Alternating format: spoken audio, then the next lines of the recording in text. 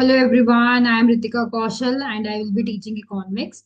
And I'm very excited to connect with you through Knowledge Temple, a platform where you will get the quality education, mentorship for the students.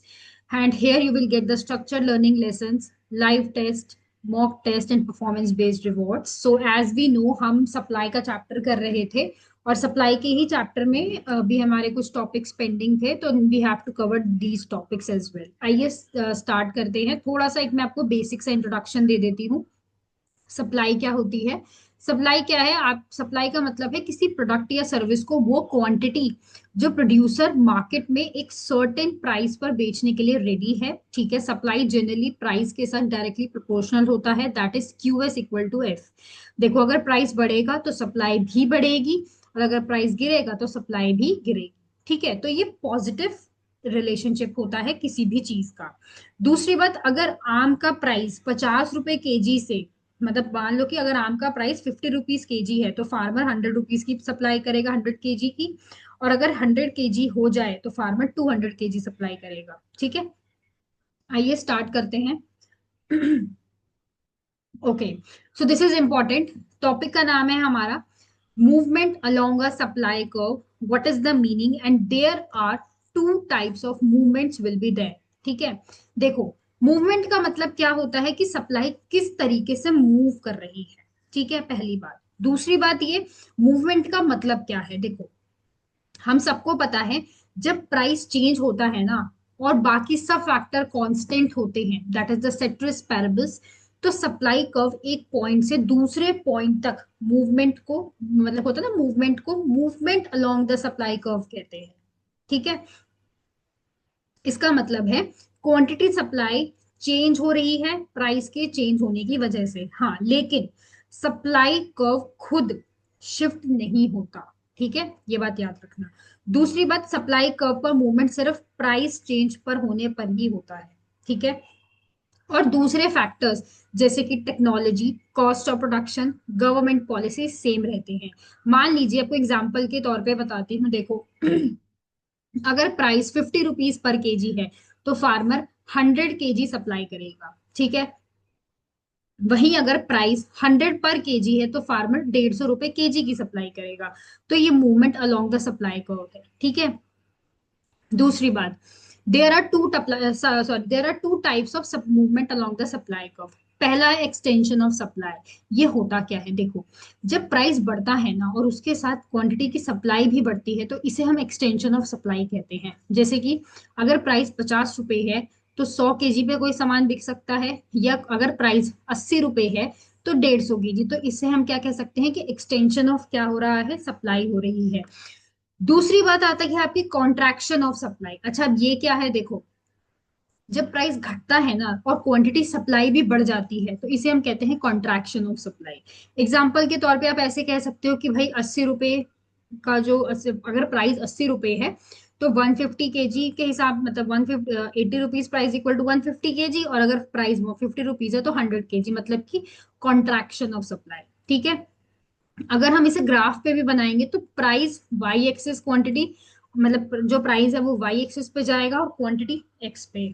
और ये upward slope की supply curve है जो दिखाई जाती है। ठीक है, तो ये है आपका कॉन्ट्रैक्शन और ये है आपका एक्सपेंशन। आइए आगे बढ़ते हैं। देखो, लुक एट दिस ग्राफ। यहाँ पे अब ये क्या कह रहा है? देखो, शिफ्ट इन ग्राफ का मतलब क्या है? This is the price and this is the quantity. ठीक है, प्राइस और क्वांटिटी का मतलब क्या है कि अगर मैं बात करूं टेस्ट की, इनकम की, तो ये देखो बढ़ रहा है ना? That is the quantity. First factor में that means increase in demand. Second factor में डिक्रीज इन डिमांड, जहां पे फॉल हो रहा है। क्या पता लोग कम पसंद कर रहे हो, क्या पता पॉपुलेशन को मतलब नहीं पसंद आ रहा है, या पता पॉपुलेशन की इनकम ड्रॉप हो गई है, प्राइस का सब्स्टिट्यूट नहीं मिल पा रहा है। तो ये क्या है? फ्यूचर एक्सपेक्टेशंस के ऊपर है। ठीक है, तो पुअर नेचुरल कंडीशंस है तो भी फॉल होगा, है ना? तो फैक्टर्स हैं जो इंक्रीज में भी हेल्प करते हैं और डिक्रीज में भी हेल्प करते हैं, डिमांड हो चाहे वो सप्लाई हो। तो ये डिमांड और सप्लाई दोनों का ही कर्व है एक तरीके से। ठीक है, आइए दूसरी चीज को समझते हैं। देखो, ये तो समझ में आया कि सप्लाई का क्या है। Shift in the supply curve meaning with the types of its shift. Okay, that is the increase in the supply, है ना। Supply increase due to the favourable outcomes, there are some causes and example. देखो, simple सी बात समझना, हर consumer या हर producer ये चाहता है कि भाई उसकी सप्लाई बढ़े।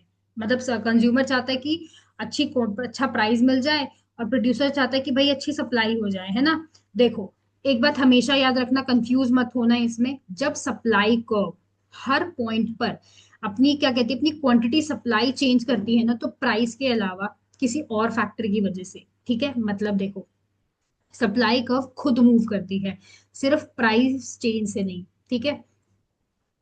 जब सप्लाई कर्व किसी, अब अगर मान लीजिए कि सप्लाई कर्व के हर पॉइंट पर क्वांटिटी सप्लाई चेंज होती है, ठीक है, तो प्राइस के अलावा किसी और फैक्टर की वजह से भी ये सब चीजें हो सकती हैं, ठीक है।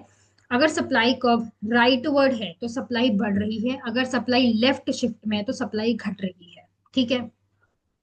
अगर मैं बात करूं इंक्रीज इन सप्लाई के बारे में, तो मतलब है कि सप्लाई का बदलना, ठीक है, मतलब यह बढ़ना।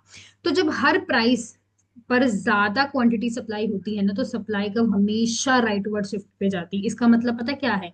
इसका मतलब ये है कि प्रोड्यूसर फेवरेबल कंडीशन की वजह से ज्यादा प्रोड्यूस कर रहे हैं, ठीक है। और डिक्रीज इन प्रोडक्शन, अगर इसके कॉजेस क्या हैं, देखो, decrease in the production cost. अगर मान लो, अगर रॉ मटेरियल या लेबर सस्ता हो जाए, एग्जांपल के तौर पे देती हूँ आपको एग्जांपल, अगर मान लो वीट या फर्टिलाइजर सस्ता हो जाए, है ना, तो फार्मर ज्यादा प्रोड्यूस करेगा वीट, है ना। दूसरी बात, इंप्रूवमेंट इन टेक्नोलॉजी, नई टेक्नोलॉजी से प्रोडक्शन एफिशिएंट हो जाता है। मशीन का यूज, मतलब मशीन के यूज से टेक्सटाइल प्रोडक्शन इंक्रीज हो जाता है। गवर्नमेंट सब्सिडीज अच्छी मिलती है, सब्सिडी मिलने से प्रोडक्शन प्रॉफिटेबल हो जाता है ना। तो सिंपल सा क्या है, गवर्नमेंट ने सोलर पैनल प्रोडक्शन पर सब्सिडी दी, तो इससे क्या हुआ, सप्लाई ज्यादा बढ़ गई, है ना। अगर मान लो फेवरेबल नेचर कंडीशंस है, मतलब कि अच्छा सा मस्त सा वेदर है ना, रेनफॉल वाला वेदर है, अच्छा मॉनसून है, तो वीट की सप्लाई बढ़ जाएगी, है ना।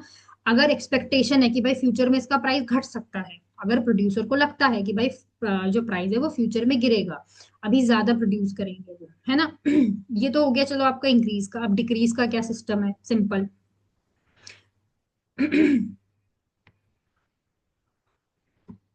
देखो, जब हर प्राइस पर कम क्वांटिटी सप्लाई होती है ना, तो सप्लाई कर्व हमेशा लेफ्ट की तरफ जाती है।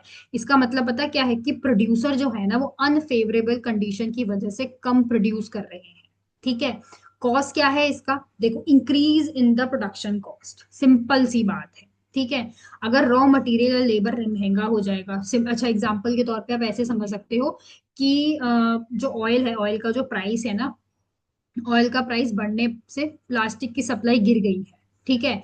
दूसरी बात, मान लो कि नेचुरल कैलेमिटीज आ गई हैं, अनफेवरेबल वेदर है, तो एग्जाम्पल के तौर पे ड्रॉट है, वीट सप्लाई घट जाती है ना। तो दूसरी बात ये भी कह सकते हो कि भाई टेक्नोलॉजी की एफिशिएंसी घट गई है, मतलब कि मशीनरी ब्रेकडाउन या आउटडेटेड है, तो तब भी हो सकता है ये। इंक्रीज इन टैक्स है, या फिर विड्रॉल ऑफ सब्सिडीज है, मतलब प्रोडक्शन, फिर क्या होगा, प्रोडक्शन कॉस्टली हो जाएगी। अगर सरकार अपनी कहीं ना कहीं अपनी प्रोडक्शन पे, मतलब अपनी सब्सिडी पे से हाथ अगर खींच लेगी पीछे, तो महंगा हो जाएगा। दूसरी बात ये हो सकती है, एक्सपेक्टेशंस ऑफ फ्यूचर प्राइसेस, मतलब कि प्रोड्यूसर स्टॉक करते हैं, मतलब कि अभी सप्लाई कम हो रही है, दे विल स्टॉक। तो राइट वर्ड शिफ्ट, सप्लाई बढ़ रही है, लेफ्ट वर्ड से घट रही है। तो this will help you to make a graph in easy way, ठीक है। आइए आगे बढ़ते हैं। Okay, the next topic is price elasticity of supply. Okay, what is this?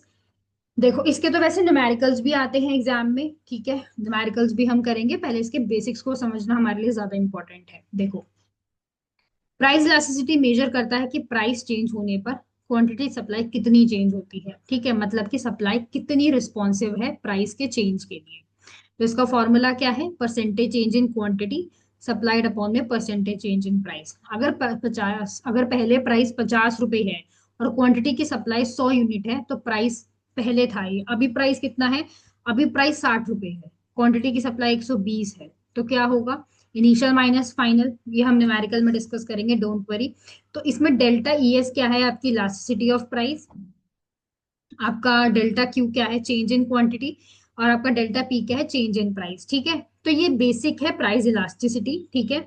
So what is the main example of price elasticity of supply? Simple सी बात है, हमेशा ना प्रोड्यूसर है जो, ठीक है, वो चेक करेगा कि भाई मेरी कोई सप्लाई बढ़ भी रही है कि बस एवं ही हवा में बातें हो रही है ना। तो सिंपल है, इसके कुछ पांच चार पांच इंटरप्रिटेशन भी होते हैं, हम वो भी समझेंगे, ठीक है, क्योंकि ये जरूरी है समझना। आज पहले एग्जाम्पल से पहले ना मैं आपको इसके प्रोसेस समझा देती हूँ। देखो यहाँ पे फोकस करना, बच्चों को ना ये बहुत बार समझ में भी नहीं आते हैं, बड़ा इजी सा है ये, कोई बड़ा टफ टूफ नहीं है। पहला क्या कह रहा है वो, देखो सिंपल सी बात है, there are types of elasticity of supply, okay, we can consider this with the help of an example। तो पहला कह रहा है कि भाई इलास्टिसिटी ऑफ जो सप्लाई है ना वो इन्फिनाइट है। ठीक है, इन्फिनाइट का मतलब क्या होता है यहाँ पे, देखो, अगर इलास्टिसिटी ऑफ सप्लाई, ठीक है, इन्फिनाइट है, मीनिंग पता क्या है इसका, वो कह रहा है कि भाई प्रोड्यूसर जो है ना, वो प्रोड्यूसर किसी भी प्राइस पर इन्फिनाइट क्वांटिटी सप्लाई कर सकता है।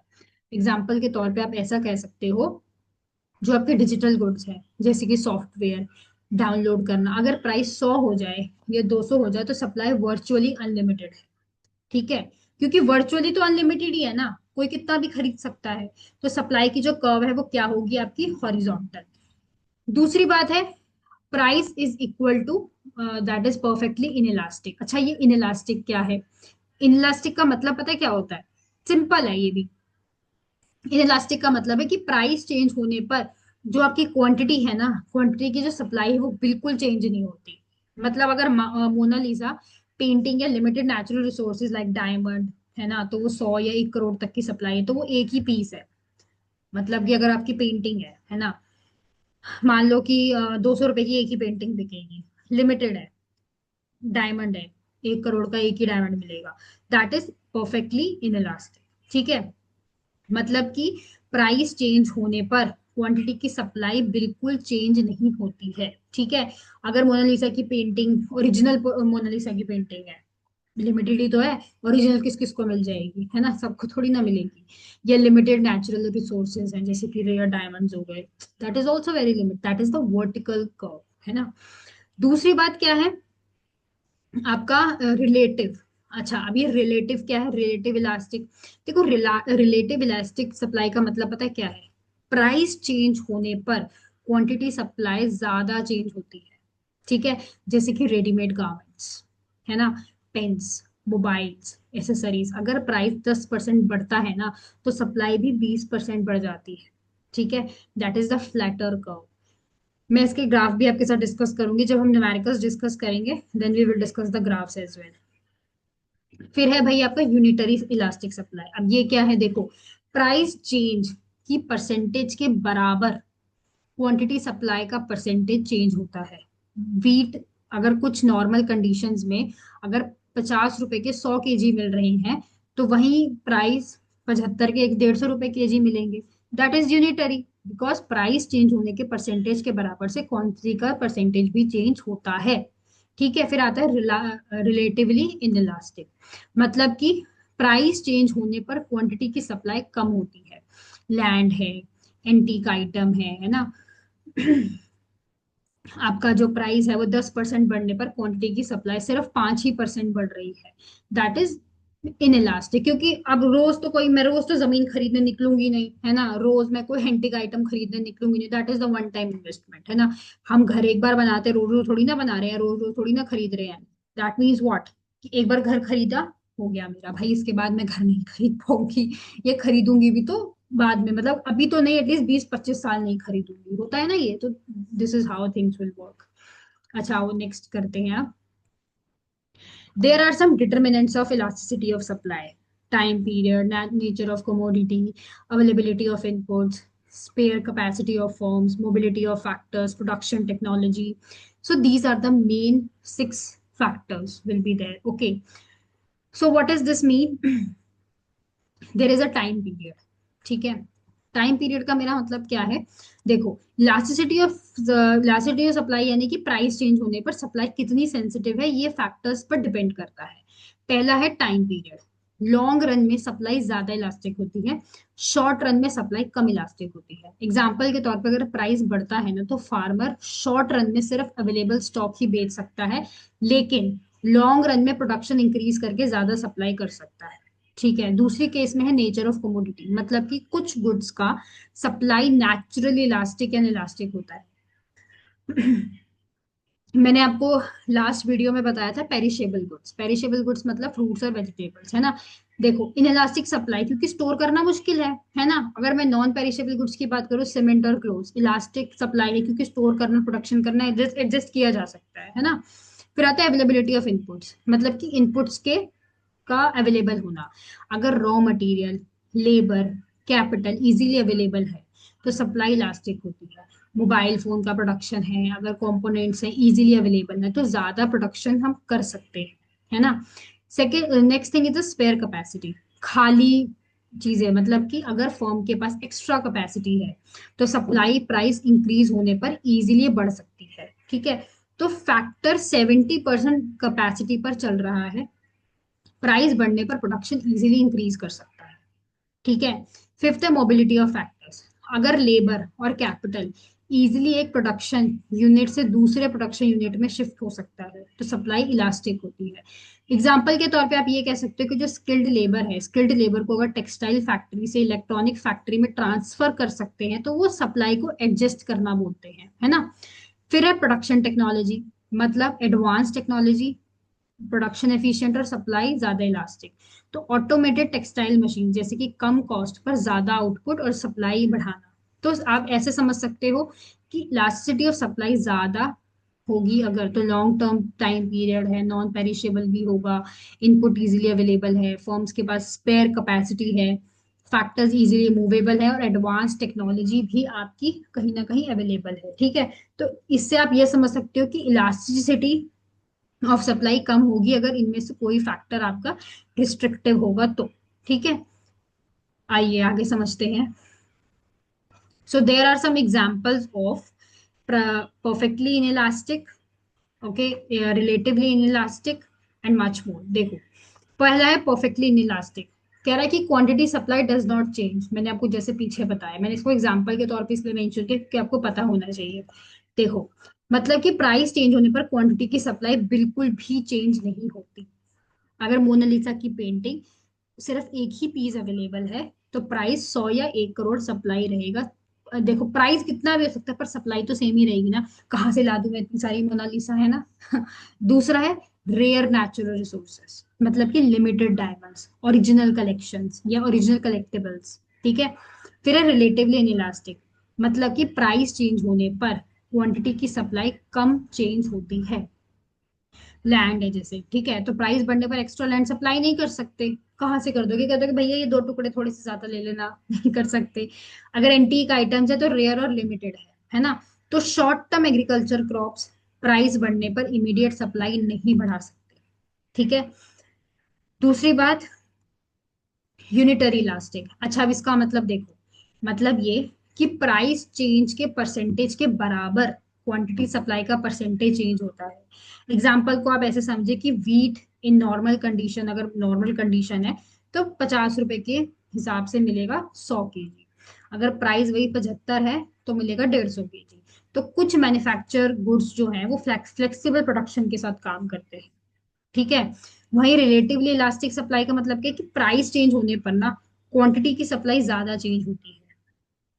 जैसे मैंने आपको एग्जांपल दिया, टी शर्ट्स है, रेडीमेड गारमेंट्स है, तो प्राइस बढ़ने पर सप्लाई 20% बढ़ जाती है ना। पेन्स है, पेंसिल्स है, नोटबुक्स हैं, तो इलेक्ट्रॉनिक्स एसेसरीज जो है, मोबाइल कवर्स हैं, सब chargers, these are the relatively elastic supply, you can store these things right for some time at least. फिर है परफेक्टली इलास्टिक, मतलब कि प्रोड्यूसर किसी भी प्राइस पर इनफिनाइट क्वांटिटी सप्लाई कर सकते हैं। डिजिटल गुड्स है, स्टोर है, सॉफ्टवेयर है, ई बुक्स है ना, कितना भी बेच लो।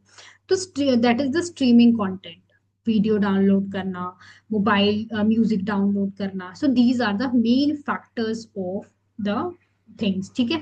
तो आई होप आपको ये चारों पांचों एग्जाम्पल समझ में आए होंगे। तो कुछ नहीं है इसमें, in the end there is interpretation will be there, that means कि जो सप्लाई है वो इलास्टिक है, ठीक है। सिंपल से इतना समझो कि सप्लाई हमेशा इलास्टिक है। इलास्टिक का मतलब क्या होता है, जितना मर्जी खींच लो इसे, है ना, जितना मर्जी रबड़ को यहाँ तक खींचो, बस ज्यादा भी नहीं खींचना, टूट जाएगा, ठीक है। तो सिंपल है भाई, है ना। इंटरप्रिटेशन का मतलब क्या है, हायर पीईएस मतलब कि हायर सॉरी हायर अगर आपका प्राइस इलास्टिसिटी है तो सप्लाई ज्यादा रिस्पॉन्सिव है, राइट वर्ड शिफ्ट में जाएगी। अगर सप्लाई लेस रिस्पॉन्सिव है तो वो लेफ्ट वर्ड शिफ्ट में जाएगी। ठीक है, so these are the main scenario will be there. ठीक है, आई होप आपको ये वीडियो अच्छा लगा होगा and you will learn a lot from this video. So connect back to the knowledge temple. So thank you for watching this lecture. If you really liked it, you can connect with us for the complete learning in the knowledge temple platform. So thank you so much everyone. Bye everyone.